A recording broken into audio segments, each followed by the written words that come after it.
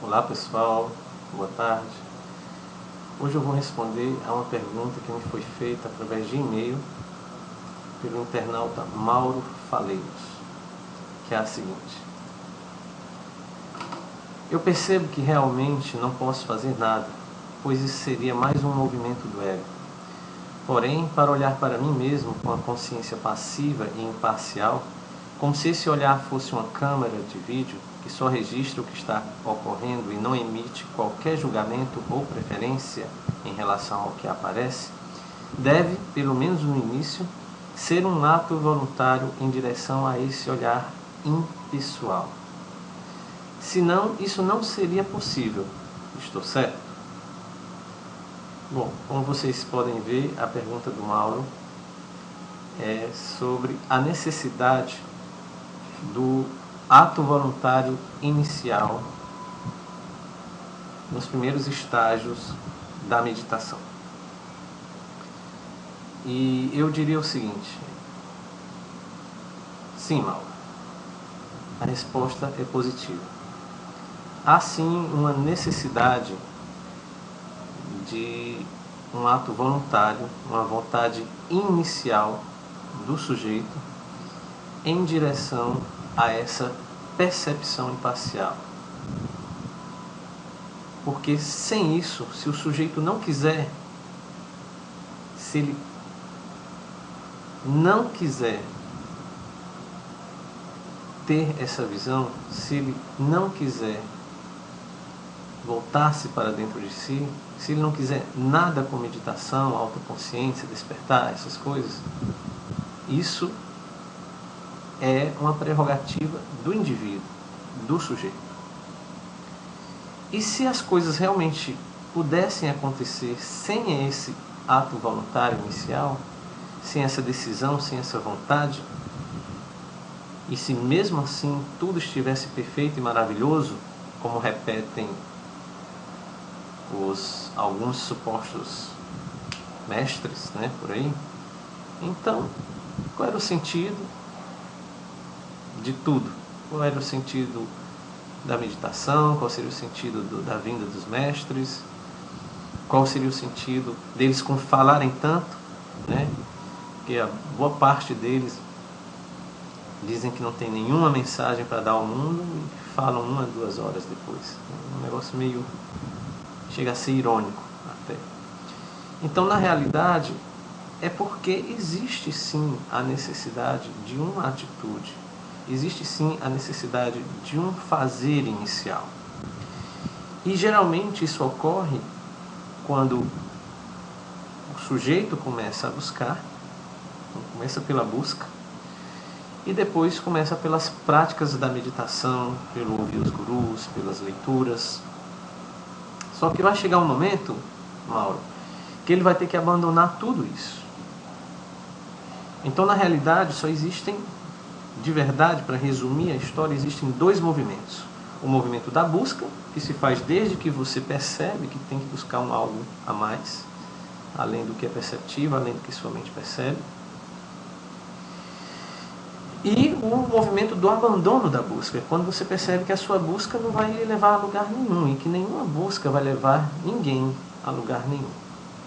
Então, nesse momento do abandono, começa um outro movimento.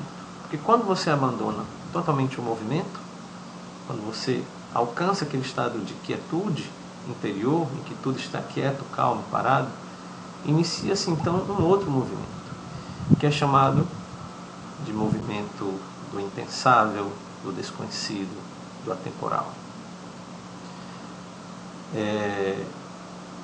Você pediu alguns exemplos. Eu me lembro do exemplo do balão. O balão, para ele subir, ele precisa primeiro ser acionado pelo baloeiro com o gás hélio, o gás quente, para que ele possa subir. Então, esse primeiro movimento inicial equivaleria ao movimento da meditação, aquele movimento das técnicas, das posturas. Mas quando ele está lá em cima, ele não precisa mais controlar, porque o próprio vento é que vai fazer essa parte. Obviamente que ele tem só que decidir, sobre qual o vento, qual corrente de vento ele vai querer ficar sob a influência, o mais alto, o mais baixo, para poder dar um certo direcionamento, vamos dizer assim, ao vento, ao balão.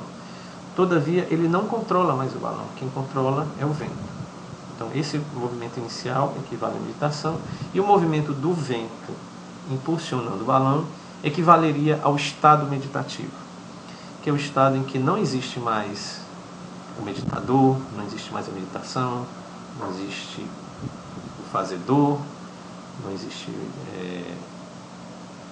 objetivos, não existe nada a se alcançar, existe apenas um movimento do desconhecido. Um outro exemplo que eu poderia te dar é o movimento das marés, das correntes marítimas, né? O golfinho, os peixes, as baleias, pinguins, né? Eles aproveitam o movimento das marés para poder alcançar grandes distâncias com o mínimo de esforço possível. Todavia, o esforço inicial para alcançar a corrente marítima tem que ser feito. Então isso equivale novamente, é uma analogia com o movimento da meditação inicial, né, que geralmente, como eu disse, são as técnicas, as práticas, as leituras. Todavia, tudo isso tem que ser abandonado. Quando tudo isso é abandonado, e quando você está completamente fixo na quietude, que te abre a percepção do aqui e agora, então começa um outro movimento. Para o movimento do ego, enquanto movimento, todavia o ego continua porque é ele que decide. O ego não morre totalmente, morre o centro, né? Morre a parte doentia, cancerígena do ego. Todavia quem decide sou eu. Eu que decido me abrir para essa luz, né? Porque a luz ela não entra à força, ela não invade o seu ser, ela está aí. Todavia a consciência individual está fechada para ela. A consciência do sujeito normalmente está voltada para quê? Para dinheiro, para mulheres, para as formas, as cores, para o futuro, para os objetivos, para alcançar, para buscar, para o mais, o mais, o mais.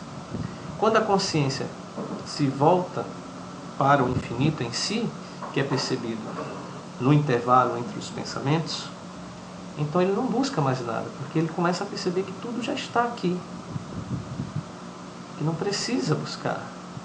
Que não precisa buscar Deus, que não precisa realizar nada, que não precisa de nenhum movimento, que tudo já está. E que ele precisa apenas acordar, perceber isso que já existe aí, que já está aí. É como aquela música do Raul Seixas, né? Mas saiba que eu estou em você, mas você não está em mim. Deus está em todos nós. Que a música foi baseada no Bhagavad Gita. É uma paráfrase das palavras de Krishna no Bhagavad Gita. Deus está em nós.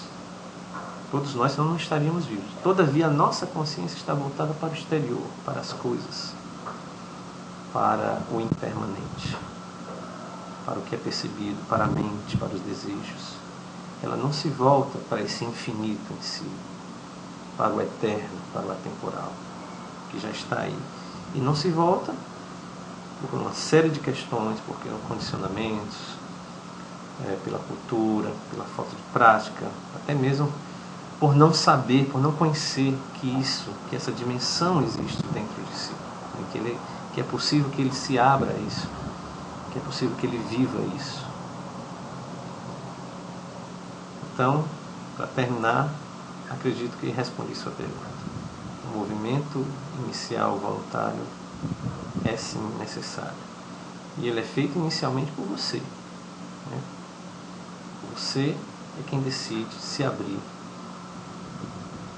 Você é quem decide ampliar a sua percepção para essa dimensão mais vasta, mais ampla, sem fronteiras e sem tempo. Espero que tenha respondido sua pergunta. Muito obrigado. Namastê.